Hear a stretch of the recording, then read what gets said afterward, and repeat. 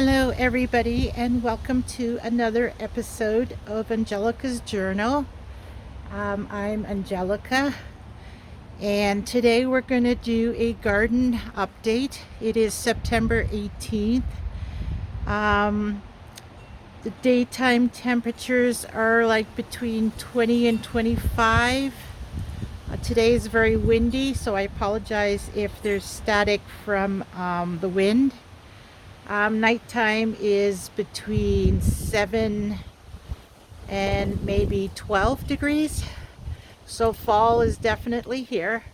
On, when was it? Friday, when I did that video with my daughter, the interview. I hope everybody enjoyed that video.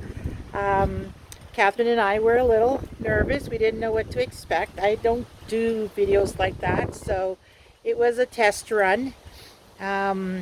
So her and I both agree we will probably do it again at some point in the future. But for now, today we're going to do the garden tour. Yeah,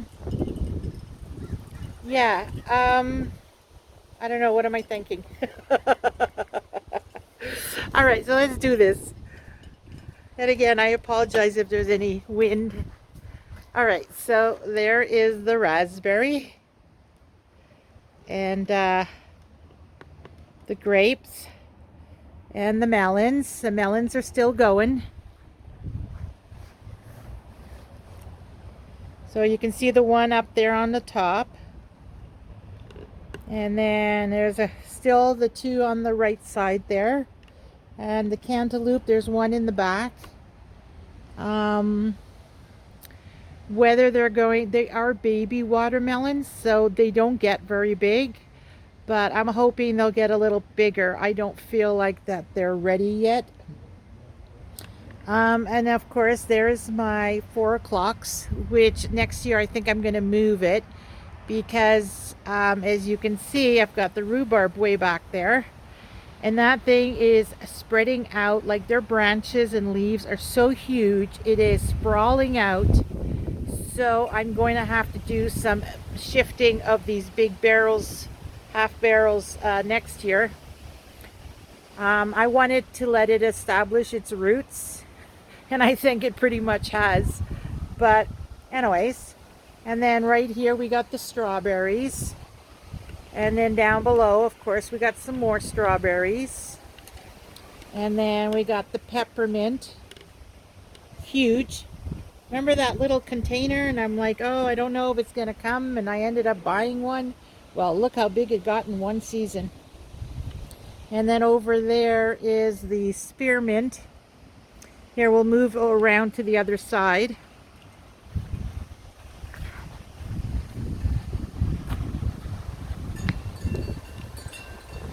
So there you go. Peppermint and spearmint. And according to some research I did, strawberries do like having them nearby. So, and yes, we've been getting strawberries and raspberries like crazy.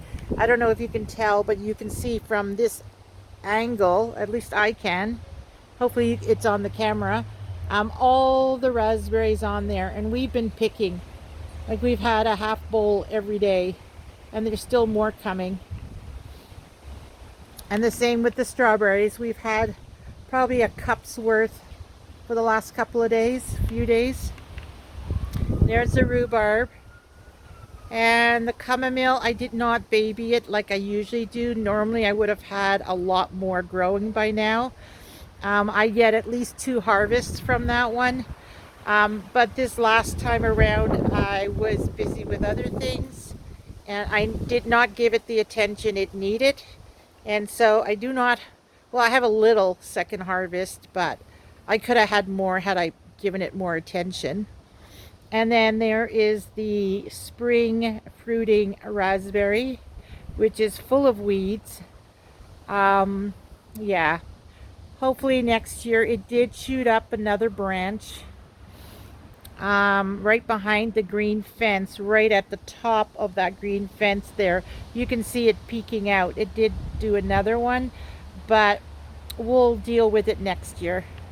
And then of course my baby's breath, which is full of clover and violas.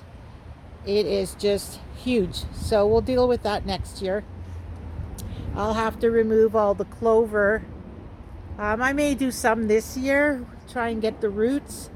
But it's something I do more in the spring. In the spring I do all my weeding, probably for a couple of months, maybe more. And then I just leave them be, right? Because by then whatever you've planted in there has established their roots. So I don't worry too much about the weeds. I won't be very picky about it, just at the beginning, the first half of the season. And yeah, so I don't know. I think clovers are pretty too. It's the white with the pink. I think they're pretty. And yeah, so then right under us here is the forget-me-nots. And if you look right here, you see those light green kind of teardrop shape? Those are the seeds. And it is full of seeds. And the seeds are prickly. Every time I water my garden, every morning when I'm watering, I end up picking up these seeds on my my vest here. You know, this thing that I always wear. It is full of the seeds. Because they're prickly, they stick on everywhere. And there's tons of seeds. So what I'll do, actually maybe today or tomorrow, I'm going to start cutting these branches off and just put the seeds right in on the soil. Because as you know, come spring, I'll leave it until spring, and then I'll cut it back and put it into the soil, and then I top it with sheep manure. So all this is going to be in there. But just to ensure that I don't lose these seeds, I will put them on the top of the soil. Same with the pansies over there. Not pansies, peony. There's all those seed heads. Let's go closer.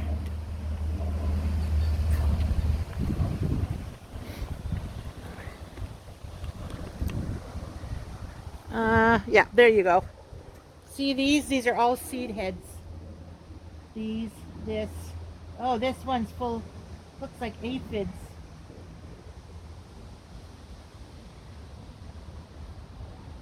What is that?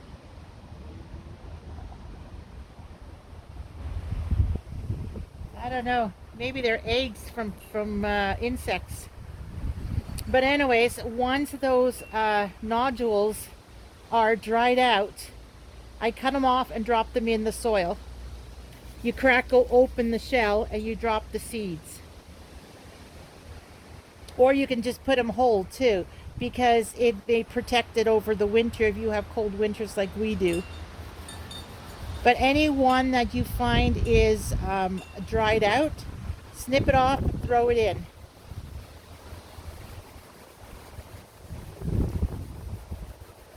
And then of course this one here next year will be either calendula or it'll be marigolds. Marigolds aren't very tall, so I'm thinking the calendula might be better. But yeah, so this is going to remain the same next year. I'm just going to top it up. As you can see, let me see, right back there, you can see how much the soil went down, which is a good thing, because once you put this growth back in and then top it up with sheep manure, it will be right back up to the top. And then over the season next year, it'll go down a bit again. Maybe not as much. Because if you remember in the spring, I filled that all up with dead growth. So all that decomposed. So it might not go down as much next year. But it'll be the same principle. I do it always the same way. And then on this side, we'll go here first. So right here is my geranium, And it will probably keep blooming for until it hits 0 probably.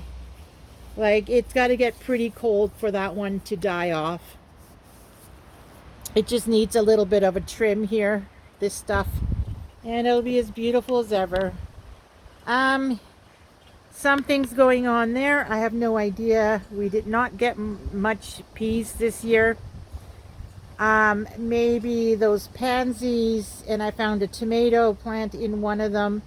Maybe that just congested it too much, or it could be because this year it was hot and cold, hot then cold, then hot then cold, and the constant changing of temperature might be why it did not produce much this year. It likes the colder weather. It doesn't like the heat. The heat stops it from growing, so it would stop and start, stop and start. It's the only thing I could think of, because usually we get a lot of peas. And then here, the petunias, they did really well. They don't care of the weather. They could handle a pretty big spectrum. And look at that, my milkweed finally blooms. Like, I had a lot of those little round red balls, but now they've actually popped open. And look how beautiful. That's a perennial. So if it survives our winter, we should get it back next year. And that would be so nice. It'd be something different. And then we'll move over here so you can see the rest of it. So those are all annuals, so they won't come back next year. But they bloomed really nice.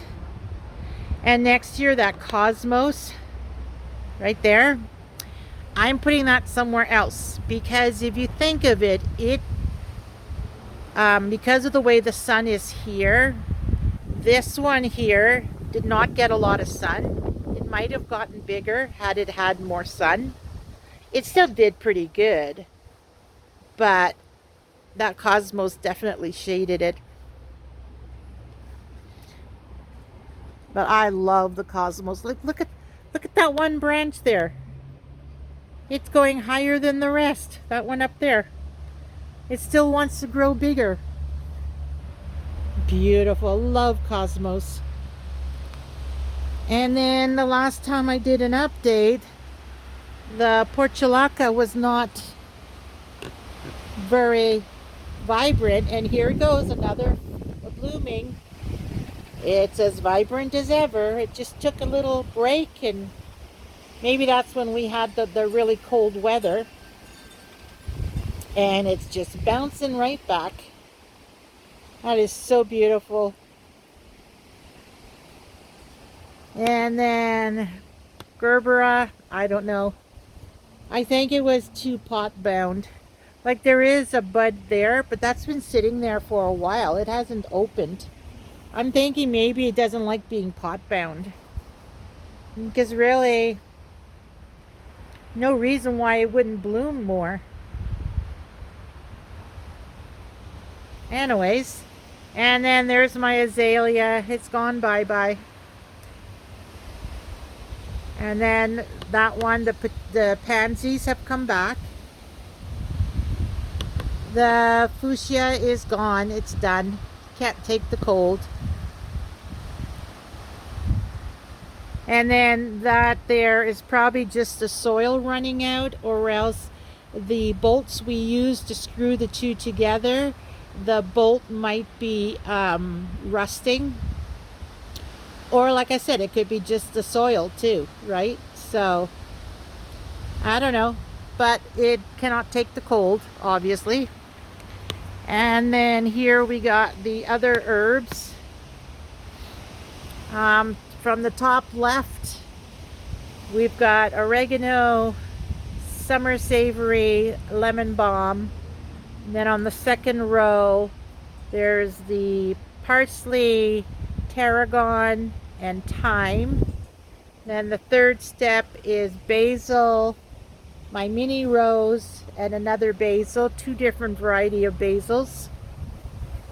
And at this point, once they start to flower, you're supposed to pick them before they flower. They're not expensive to replace, maybe $2, $3.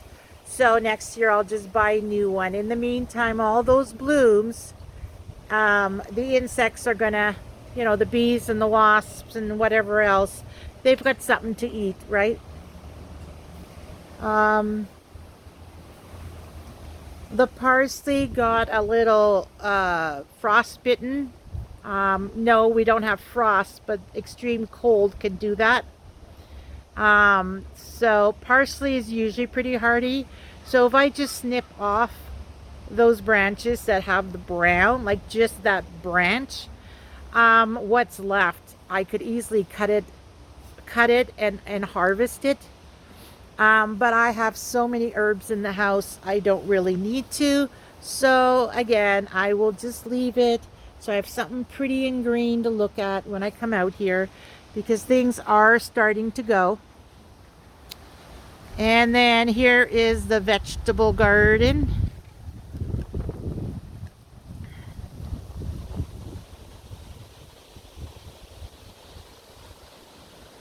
And my camera is crooked. Why is it crooked? Probably that the ground is crooked. So there we go. Now over here, I should be standing here so you can see. So there's the sage, the stevia, and the rosemary. And the reason why they're not on the steps is because they like more sun. The steps doesn't get much sun. But here there's a lot of sun, and you can see, look how big the stevia is. It's like 6 times as big as the plant that I bought. It's huge. And then the sage and the rosemary too. You can buy them from the greenhouse, plant them in a good sized container, and just let it go all summer. And again, I don't use either of them, so I am not going to pick them. But if you have a heated garage or unheated garage, you could easily put them in the garage, let them hibernate for the winter, and then just pull them out in the spring and they'll continue to grow. Yeah, you'll lose some leaves, but you just give it like, I don't know, like a quarter cup of water every month or something, like really low. Or, dig it up, remove all the soil, clean off the roots, put it in a clean pot with new soil, and bring it in the house. Or there is that, I've heard of some people, what they do is they will get those nematoids. You can buy them and they're freeze dried, and you put them in the soil, and then when you water the plant, it's like little insects that come to life, and they're actually good insects, and they will eat any larva, eggs, insects, anything that's in your soil that's live. It will not hurt your plant. And then when there's no more food, they just die, which I find is amazing. So you could always do that and then bring them in. So then there's the chives behind it. And then here you've got the onion chives with the dianthus. There's the bok choy. It was totally dried out, so I've cut it back, and I do not water that tote anymore. Those seeds in those pods are there for next year. I am just going to leave it be, and they're going to freeze, and then come spring, they should be able to come back. I'll just cut those little sticks around here, the little stubs that I left, I'll cut them back. I'll dump some sheep manure on top of it, and I'll start watering it. And those seed pods, those seeds will come back next year. And then the tomatoes, oh yeah, the broccoli, I'm waiting for it to seed. So I can do the same thing, just drop the seeds in the bucket, and it'll be good for next year. And then look at all the tomato. We're constantly harvesting. Like, I have a drawer in the fridge that is full of tomatoes. I definitely need to remove the skins and then freeze them, because I just have so many tomatoes, like we can't eat them fast enough. And that's from 2 plants per tote, and there's 5 totes, and it's too much tomatoes. So with that many tomatoes, you definitely can jar them, canning, freeze them. Like, there's lots, and that's 2 plants per tote, so 10 plants. So if it was just my boyfriend and me, and we only eat off the plant, we don't do any canning, which I don't, probably 3 totes would have been enough. 6 plants. All right, so then we've got the center island. Whoops, my tripod open. There we go. Sorry, the camera is kind of crooked. It's because I'm on a sloped grounds. I'm trying to unlock it. There, and then maybe I can go. Why won't it shift? Okay, well, anyways, I'm sure you're okay with it. So there, the carrots have been harvested from that tote. I still have carrots in that one. The leek has been harvested. I still have that one with leek. And then, of course, my beets right there. So I have one more carrot to harvest, one more leek to harvest, and the beets to harvest. And then where the beets are, and then the leek, behind it is a blue tote with the celery. That needs to be harvested. And yeah, and then I can make a nice soup. And then over here,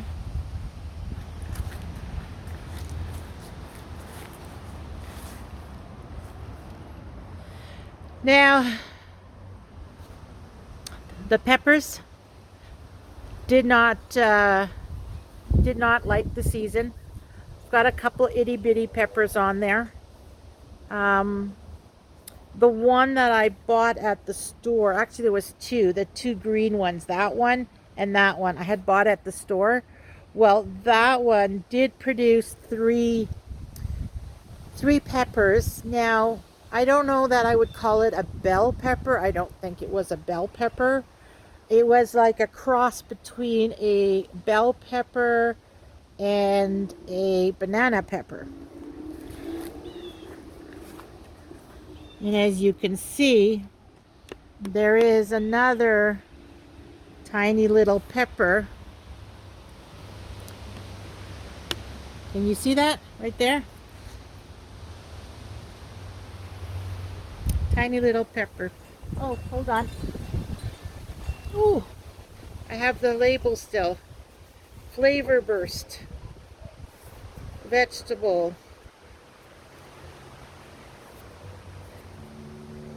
Capsicum annum. Sweet bell peppers are large and blocky. Green turning to orange. Oh, I guess I picked it too early. Mine are green.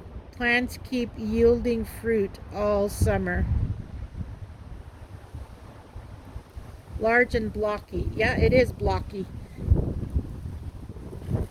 Oh, and this one died.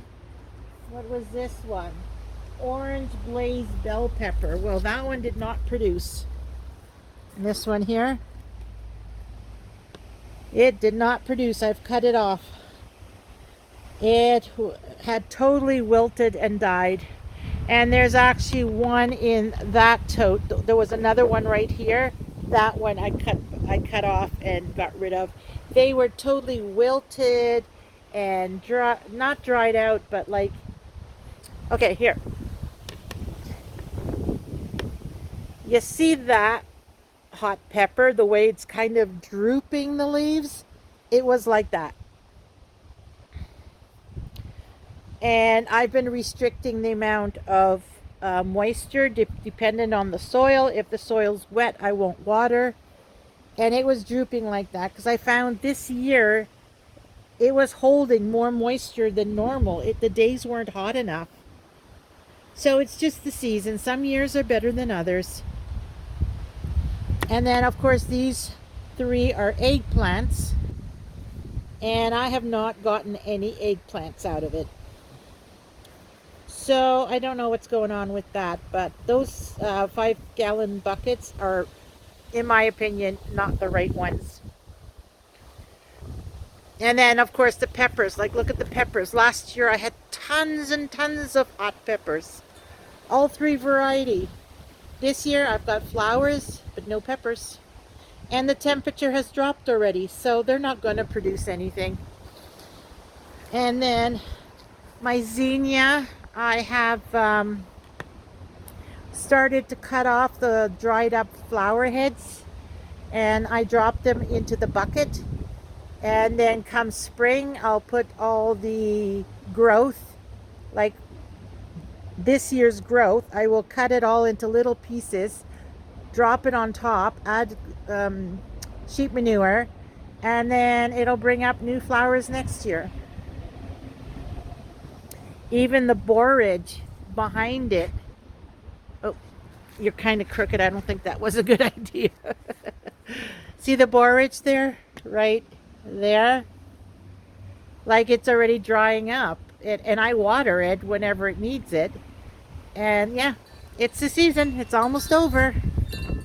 And then if you look at all the zucchini, like look at all the mildew. And that's just because it wasn't hot enough, the weather. I did get zucchini. I think the only thing that survived the hot and cold is tomatoes. And then some of the herbs. Like, oh, and of course flowers. A lot of the flowers are fine. But there's some that just, like, look at all that mildew. Like, it doesn't affect the fruit. It'll still produce fruit. It's just, yeah. And I don't want to cut it. I'm going to cut some of it off, but not all of it. Because if you look, I don't know if you can see from here. You see way at the end there? It's starting to grow tons of big green leaves. Like, why is it starting to grow now? Maybe it just likes the cooler weather. I don't know. But I didn't have as much produce as I did last year. I definitely had some. Like, it was fine. But, I don't know. Weird. So, there was one plant that did not produce anything, which that's not normally heard of. Like, everything. Like, I get tons. But, anyways, it's the season. It's the year. Wasn't a good year. There's my lilac, still going good. Oh, I gotta show you those, remember the ones we planted? Like, look at it. There's my echinacea. There's the rudbeckia. And then this one, I think, is the daisy. Like, look at it. It's just gotten so big. I've never had it like that before. I don't know if you remember, but I had mentioned in this section, this fence panel, I had planted it last year or 2 years ago, and last year nothing came up. So this year I did it again, but I put it in that section. We'll see next year. Maybe it doesn't like our winters and it won't come back. I don't know. But it is a perennial, and I'm hoping. And then, of course, there's the poppies. You can see those, the tops of it, those, they're dried out. So it's time for me to, but I'm thinking of, with those, I may snip it and collect it as a backup. So that, because there's a lot of weeds in that section. And what I might do next year, I may have to do a drastic weeding, which means I will lose the poppies. So I rather collect some seeds just in case I need them. And then, of course, the daisy there in the front, that did survive from 2 years ago. But if I have to do a drastic weeding, it may not come back. And then of course I have some here too. A couple of daisies that came up. And then of course the raspberry, which next year I'll see how I feel, if I feel like attempting it. But I'm actually thinking of that one half barrel, the white one with the raspberry in it. I may put it on a tarp, dump it, remove the 2 raspberry plants that are in it now, dig this one up, and put all 3 of them back in the half barrel with new soil. I don't know. It's a big project. It's going to be a lot of hard work. So I don't know. We'll see next year how I feel. And then of course the hollyhocks has not bloomed, but is still growing, like it's spreading big leaves, but no blooms. And it should be a lot taller. And then way in the back, right on this side here, you see that little thing back there? Well, that's the delphinium. That's supposed to be like 6 feet tall with a big blue flower on it. It's blooming, but it's only like 3 feet tall. So I don't even know if that's going to survive for next year. And then of course the beans and the cucumbers will move over this way.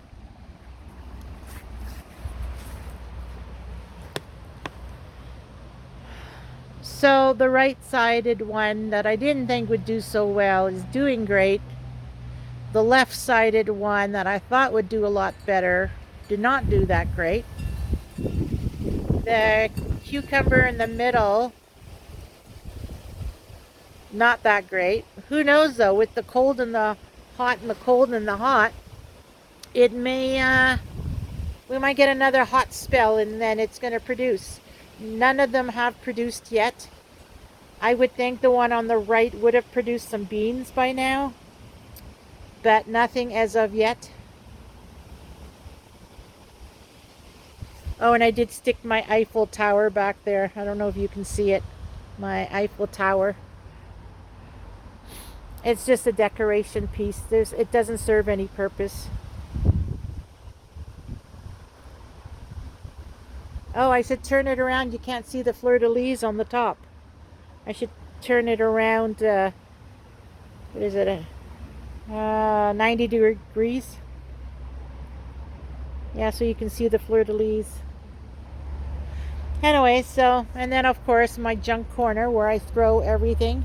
You can see those big rhubarb leaves. A couple of them snapped, they were so big. And yeah, I just throw everything in there. There's some borage there. I just figured that's my wild garden. Anything from the garden that I can't make use of, that's organic, I throw there. And it'll decompose and give nutrients to whatever's growing. And like, look, the borage. And then I had some other, I had some poppies in there. All kinds of the flowers that are perennials. So they'll just keep coming back with the weeds, but I won't care. That's my wild side. And I'll just leave that be. I may put starting from the shed here all the way around, curve to that side, I may put some more stones, make like a retaining wall, and then that can just do whatever it wants to do. You know, it's nice to have some wild, wild stuff around too. You don't need to control everything. Just let it be. I might throw some seeds at random in there too. Who knows? Oh yeah, my cornflower is in there too. I don't know if you can see it. It's under, let me see. That one's a tall one. Then there's the fold. And then there's the clump. And it is right in this area here. You can see underneath there's like some blue flowers. I don't know if you can see the blue peeking through. That's the coneflower. Anyway, so that's everything.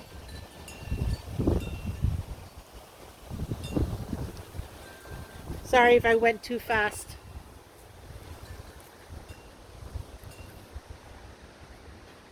So I'm gonna go back up on the deck. I should probably walk slower, right? Sorry.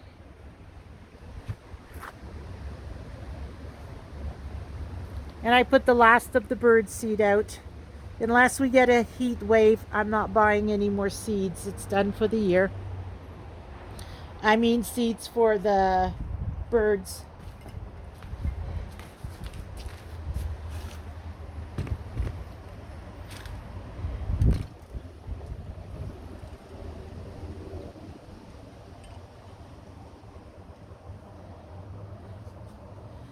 So then up here, I still have to put this stuff away. There's insects trapped in it. And I'm like, oh my God, I'm going to have to pick them up, take them off one by one, put all the clothespins in a container, and then shake off each one. And I did that with one of them, and the insect would not leave the tool. It was kind of like stuck in the tool. But he was very tiny, so I just squished him between my fingers. So he's gone. He's a goner. But yeah, it catches a lot of stuff, that stuff. Anyways, that won't take long. That'll be like 20 minutes done. It's just a matter, and you can't do it when it's windy, because if you fold it up and put it on a nice pile for next year, well, the wind will, it's so light and fluffy that the wind will just untangle whatever you did, and then it could go flying even. So, yeah, that's something I'm looking forward to doing, but it's not hard or anything. It's just a nuisance. So then I brought my patio set, my bistro set here. Oh, can you see that piece of wood right there going across? I was doing that because I was debating next year maybe putting the grapes there. But it doesn't get as much sun there, and grapes need a lot of sun. So I didn't think I would do that. I don't know. What I might do is just leave the peas there, and then I'll just string some of the vines up. I don't know. But I was just thinking it could be, I could make it so it's all mesh on the top, so it goes up and over. I could do it with the watermelon or the cantaloupe, but again, they need a lot of sun. And that corner does not get a lot of sun, which is why I chose to put the peas there. So, I don't know. We'll see next year what I decide. I was just testing out the idea, because I thought it would be nice if the peas went all the way up and over. Well, originally I thought for the grapes. But no, the grapes and the melons have to stay where they are because they get the most sun where they are. Anyways, back to the deck. Bistro. Whoops. That's the bistro set. And the seats of them are rusted. The table itself is not. It's in perfect condition. But the seats, the backing of the chairs are fine. It's just the seats. The seats are constantly rusting. So next year I'm gonna have to take a wire brush. I think I have one. Take a wire brush, scrub it down, maybe take my Dremel and sand it a bit, and then put rust inhibitor on it. Because if it keeps rusting like that every year, eventually the metal crisscross is going to be gone. And I'd have to cut the whole thing off and then oh, that's an idea actually. But that's not something I would purposely do. I like it the way it looks. But what I was going to say is you can take some, that you can buy those strips of, not raffia, but strips of weaving with specially designed for furniture so you can sit on. And then you staple it to the frame, and then you just wrap it around the frame. And then from side to side, you weave it, and then attach it with staples or screws or whatever. And it is supposed to be specific for seats. I could do it on that because that material is the lighter color on the stones, so it would work. But that's in an extreme situation. For now, I'm just gonna scrub it with a brush, sand it down, put some rust inhibitor on it, and then repaint it. It's a big job, and I'll do that next year. This year, I was not very motivated to do much in the backyard. There was a couple of projects, but like I haven't even done my furniture, and we'll get to that. But anyway, so that needs to be redone. This is a very low coffee table. Whoa, is it windy? Um, but what I thought was I need something behind the couch because when I water my two hanging plants in the living room, if I overwater it, it will drip the excess water that it doesn't want. It'll drip it onto the couch. And if somebody's sitting under there, they're getting wet. So I was thinking I would love to have, I've always dreamt of having a sofa table, one of those narrow long tables for behind the sofa. And so I was thinking putting this on its side. Of course, I have to clean it and scrub it down and all that. The black metal part, take the tabletop off, and then just make, with the 2x2, I can just make a topper for it and just put it behind the couch. I think it would be nice. So that's the idea with that one. And then there is my bench, which I have put the stuff that I don't use indoors. It's just for the outdoors. I have already put in there. So that's pretty much packed for the winter now. That table is the table I used to have, trying not to go too fast, right over there. Remember by that back door, I used to have a shelf there. Well, I cleaned a lot of the stuff off of it. Whatever is there on the steps, that's what's left for me to clean and bring in. But that table is now, or the shelf, I should say, is, oops, I'm going too fast again. Sorry. Is now over there. Because one of the issues I have with doing the furniture is you need to have somewhere to put your tools. Yes, I have the bench all the way around, but I don't want to, yeah, it's just not good for, if you got stuff on the table and then you're reaching to the bench, you could get paint on you, you'll get, I don't know, I just not comfortable with it. Usually I have just the table wrapped with the tarp, and that's it. The bench is under the table. And then I just work on the table. That's how I usually do it. But I don't know, I just couldn't wrap my head around it this year. So there is the table. It will be staying there. Those planters are for outdoors. I need to get brackets for it because I'd like to hang it onto these railings here. I think it would be nice having like the portulaca, the pansies, things that are low growing, I think would be nice in planters along the railing. But I need to get brackets for the railing. So I just put them there for this year, for the winter. And then come spring, I'll grab one and I'll take it to the store and then measure it out. Anyways, and then that lantern,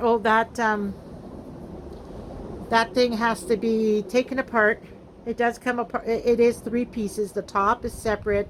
The glass sides is separate. And then the base is separate. It comes apart. It's from IKEA. I have to take the 3 parts apart. And again, you sand it down lightly. And then rust inhibitor. And then a layer of outdoor metal paint, which will be next year. So I don't know if I'm going to bother even cleaning it and taking it in, or just leave it be and then maybe just store it on that shelf for the winter and then deal with it in the spring. And then that candle holder, the brown base with the purple candle, that I have to clean and take it in. And then figure out what I'm going to do with this furniture piece that I haven't gotten to.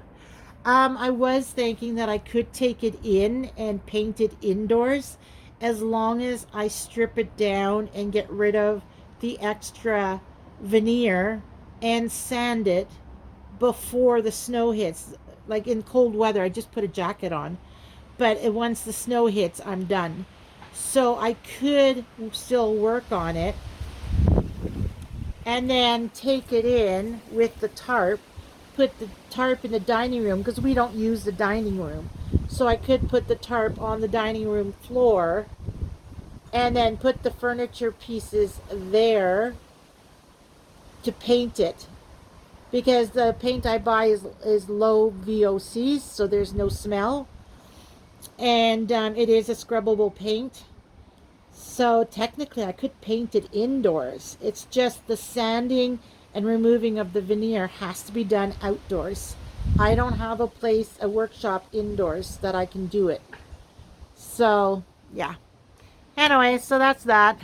And I never got to enjoy my lanterns this year. Um, yeah. Normally I would sit on the deck. This year I didn't. I think maybe I sat up here 6 times in the whole summer. So, hey, you see that? That's how windy it is. Anyways, I will leave you at this. I hope you enjoyed my garden tour. Here, I'll bring you back over so you can see it. And no, there's no birds right now, even though there's food. I think they're done for they have somewhere else to be. So there's the garden.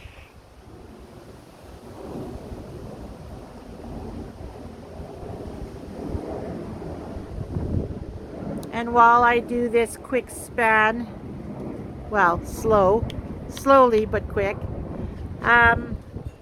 just wanted to say, do what makes you happy and everything else will fall into place. And I will see you on the next one. Take care, everybody.